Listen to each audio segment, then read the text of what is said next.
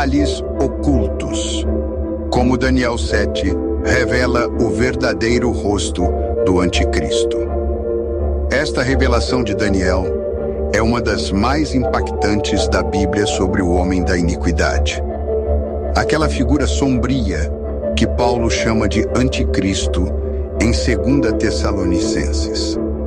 Aquele personagem que assombra a imaginação cristã há milênios. Aquele líder final que se levantará contra tudo que é santo e sagrado. E o pior, poucas pessoas param para prestar atenção nos detalhes. Elas leem a visão das bestas e param na superfície. Acham que é só mais uma profecia distante, mais um capítulo estranho cheio de animais bizarros e números misteriosos. Algo que os estudiosos discutem em seminários, mas que não tem relevância prática para o crente comum. Mas se olharmos bem, com olhos atentos, com discernimento espiritual, esses detalhes nos dão pistas reais sobre quem ele é, de onde vem, como vai enganar o mundo, qual será a sua estratégia de conquista, quais serão suas armas de sedução. Não é adivinhação, não é especulação vazia, não é teoria conspiratória sem fundamento. É um mapa profético que, em parte, já nos permite identificar traços dele hoje. Nos permite reconhecer os padrões, ver as sombras antes que a figura apareça completamente. Discernir os espíritos que já operam preparando o terreno para sua manifestação final. Se você quer desvendar isso sem filtros, sem medo da verdade, sem acomodar a profecia aos ouvidos que coçam,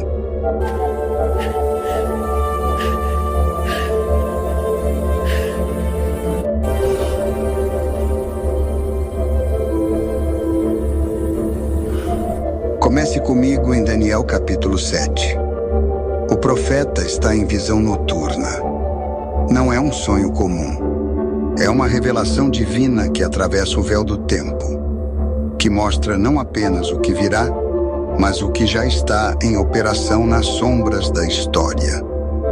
Ele vê o mar agitado pelos ventos. Esse mar não é literal, é simbólico. Representa nações em caos, povos em turbulência, humanidade em constante conflito e agitação. É o berço de todo o poder humano. O caldeirão onde impérios nascem da violência, crescem na guerra e morrem em sangue. Os 4 ventos do céu agitam o grande mar. Ventos que sopram de norte, sul, leste e oeste. Forças espirituais invisíveis movendo as águas das nações, preparando o palco para o surgimento dos grandes impérios que dominarão a história. E daquele mar turbulento, daquela confusão de águas, 4 bestas sobem, uma após a outra, cada uma mais terrível que a anterior. Impérios que devoram a história, que engolem nações, que reescrevem culturas, que apagam povos inteiros da face da terra. A primeira besta, leão com asas de águia, majestoso, poderoso, veloz, é Babilônia, o rei das alturas que cai. O império de Nabucodonosor que dominou o mundo conhecido com punho de ouro, que levou Israel cativo, que destruiu o templo de Salomão, que parecia invencível, até que Deus o derrubou em uma noite. Daniel viu as asas sendo arrancadas, o coração de homem sendo dado. Nabucodonosor perdendo a mente, comendo grama como animal, até reconhecer que o Altíssimo domina sobre os reinos dos homens. A segunda besta, urso levantado de um lado, com 3 costelas na boca, lento, implacável, esmagador. É o Império Medo-Persa, o devorador lento que conquista não pela velocidade, mas pela persistência brutal. As 3 costelas representam 3 reinos principais devorados: Lídia, Babilônia, Egito. engolidos pela máquina persa que não conhecia piedade. O urso levantado de um lado mostra o desequilíbrio entre medos e persas, com os persas dominando, com Ciro liderando, com uma voz dizendo: levanta-te, devora muita carne, uma ordem para conquista sem fim. A terceira besta, leopardo com 4 asas e 4 cabeças, veloz como raio, dividido como nação fragmentada, é a Grécia, o império de Alexandre, o Grande, que conquistou o mundo conhecido em apenas 13 anos, que espalhou a cultura helenística dos confins da Macedônia até as fronteiras da Índia. As 4 cabeças representam a divisão do império após a morte prematura de Alexandre. Seus 4 generais dividiram o reino: Ptolomeu no Egito, Seleuco na Síria, Cassandro na Macedônia, Lisímaco na Ásia Menor.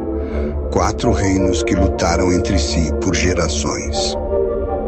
Mas o quarto é onde o véu cai. Daniel não o compara a nada conhecido. Não há animal na criação que capture sua essência. Não há criatura que simbolize adequadamente sua brutalidade. Ele escreve: terrível e espantoso e muito forte, o qual tinha dentes grandes de ferro. Ele devorava e fazia em pedaços, e pisava os resíduos com os pés.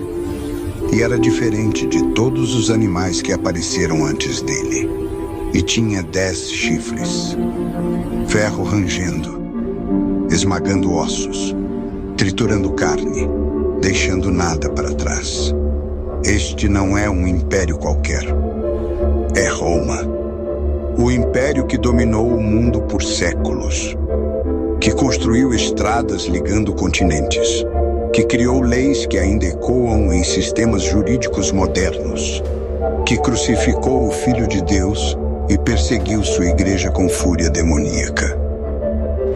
Mas há algo mais profundo aqui. Daniel vê além de Roma histórica. Ele vê Roma revivida no fim dos tempos, um sistema global de controle total, uma besta renascida das cinzas do Império Antigo. Talvez uma aliança de 10 nações, talvez um governo mundial disfarçado de paz, talvez uma união que finge democracia enquanto esmaga liberdades fundamentais. Um império que devora, que faz em pedaços, que pisa os resíduos, que não deixa nada de pé que não se curve diante dele. Os 10 chifres e o pequeno chifre. Agora, o detalhe que poucos notam. Os 10 chifres. Daniel os vê crescendo da cabeça da besta. Não são ornamentos, não são símbolos vazios. São centros de poder real. Não são aleatórios. São 10 reis ou blocos de poder emergindo desse império final. Como Apocalipse 17 descreve com clareza impressionante, os 10 chifres que viste são 10 reis que ainda não receberam o reino, mas receberão poder como reis por 1 hora, juntamente com a besta. Unidos por 1 hora. 60 minutos proféticos. Um período breve de unidade absoluta. Para a guerra contra o Cordeiro. Para a perseguição dos santos. Para estabelecimento do reino da besta. É o palco perfeito para o ator principal. O palco está montado. As luzes se apagam. O público aguarda em suspense. E ele entra. Sutil. Quase despercebido no começo. Estando eu a contemplar os chifres. Daniel está observando atentamente. Estudando o cenário. Tentando entender o quebra-cabeça profético. Eis que entre eles subiu outro chifre pequeno. Outro chifre. Um 11º, não previsto, não esperado, não parte do plano original. Pequeno. insignificante à primeira vista, certo? Errado. Completamente errado. Ele brota no meio dos grandes, entre os poderosos, entre os estabelecidos, como uma erva daninha no meio de árvores majestosas. Mas cresce rápido, muito rápido, rápido demais para ser natural. E 3 dos primeiros chifres foram arrancados por sua face. Arrancados, não apenas empurrados, não apenas derrotados, arrancados pela raiz, eliminados completamente, apagados da existência política. 3 nações ou líderes eliminados em uma jogada brutal, em um movimento estratégico calculado, em uma demonstração de poder que aterroriza os outros 7 em submissão. Pense nisso por um momento. Traições geopolíticas. Acordos secretos rompidos na calada da noite. Alianças quebradas sem aviso. Guerras cirúrgicas. Ataques precisos que decapitam lideranças inteiras. Operações de inteligência que eliminam resistência antes que possa se organizar. Assassinatos políticos. Envenenamentos misteriosos. Acidentes convenientes. O chifre pequeno agora domina. O palco treme sob seu comando. Suicídios questionáveis de líderes que ousaram se opor. Isso revela o anticristo como um mestre manipulador. O mundo assiste, atônito. Nações caem, alianças se dissolvem. Este é o anticristo, não um monstro com chifres literais, não uma criatura grotesca de pesadelos. Não um monstro de chifres literais.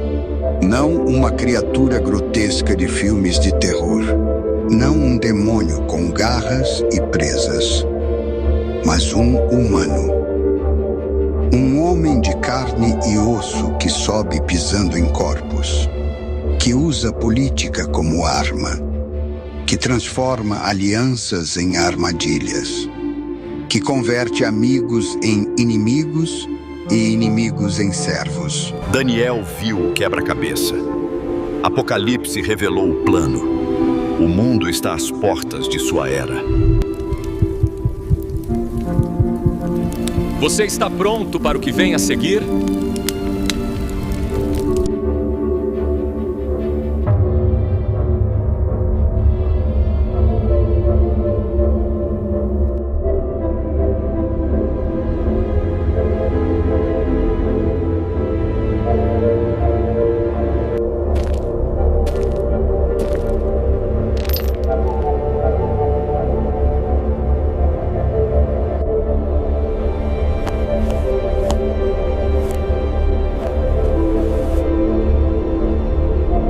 Mas o perseguidor se revela nos detalhes.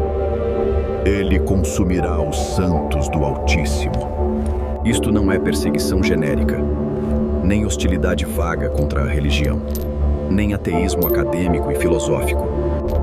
Mas o perseguidor se revela nos detalhes. Aos santos do Altíssimo consumirá. Não é perseguição genérica. É direcionado, é específico, é cirúrgico. Contra aqueles que guardam a lei de Deus. Contra aqueles que guardam os mandamentos. Contra aqueles que se recusam a curvar-se. Contra aqueles que não aceitam a marca. Contra aqueles fiéis até a morte.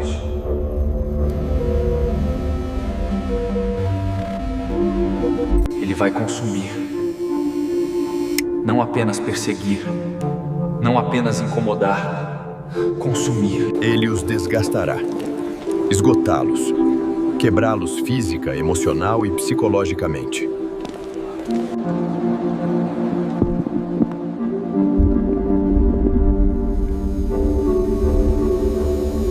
Através de prisões sem fim, tortura sutil, pressão social insuportável, exclusão econômica total. Até que os santos não sejam apenas mortos, mas estejam exaustos, esgotados, consumidos, como uma vela derretendo lentamente.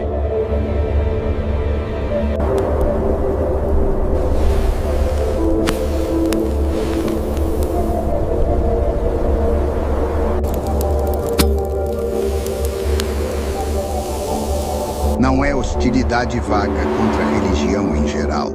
Não é ateísmo filosófico acadêmico. É específica. É cirúrgica. Contra quem guarda a lei de Deus. Contra quem mantém os mandamentos. Ele mudará os tempos e a lei. Este é o golpe de mestre. O ataque final contra a ordem estabelecida de Deus. Contra quem recusa se curvar diante da imagem da besta. Contra quem não aceita a marca. Mudando os tempos, calendários sagrados reescritos. Adeus, sábado, 7º dia, dado por Deus no Éden, confirmado no Sinai, guardado por Cristo, observado pelos apóstolos. Olá, dia de adoração estatal. Um dia escolhido por decreto humano, imposto pela autoridade política. Um dia que marca a lealdade não a Deus, mas à fera, mudando a lei.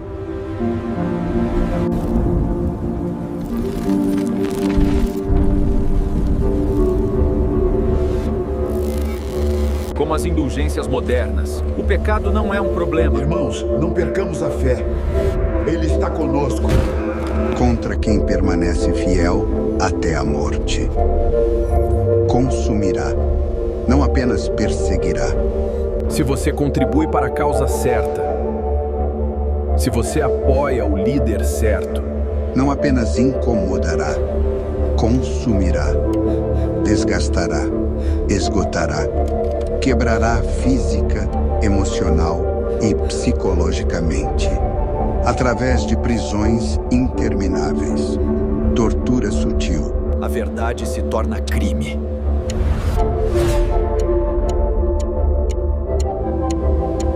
Ou leis que criminalizam a verdade bíblica.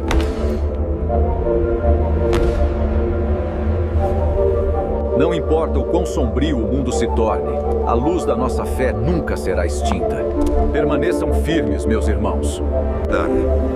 Isso torna a pregação contra o pecado um crime de ódio. Pressão social insuportável, exclusão econômica total, até que os santos não apenas sejam mortos, mas sejam exaustos. Que transformam a defesa da moralidade bíblica em discriminação punível.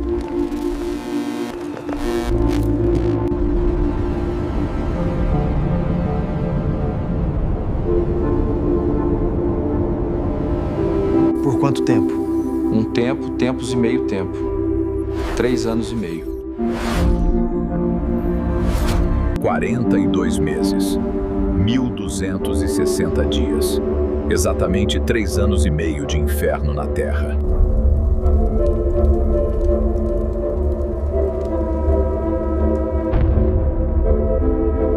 A segunda metade da tribulação, onde o anticristo quebre sua falsa aliança. Onde ele revela o dragão por trás da máscara. Onde ele desencadeia uma fúria sem precedentes contra o povo de Deus.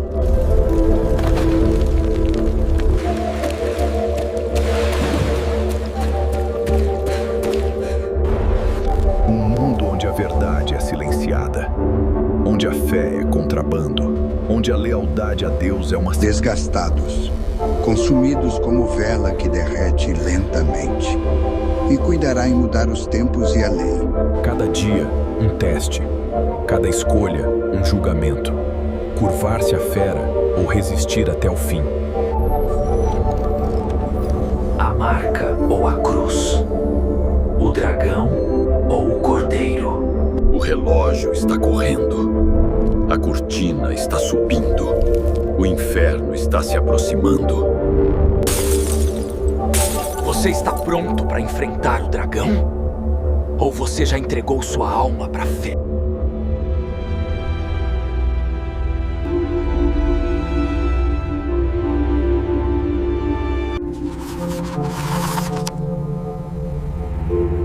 Por que esses detalhes importam tanto? Eles Eles não estão isolados. Não são fragmentos desconectados de visões apocalípticas. Eles conectam Daniel ao quebra-cabeça completo.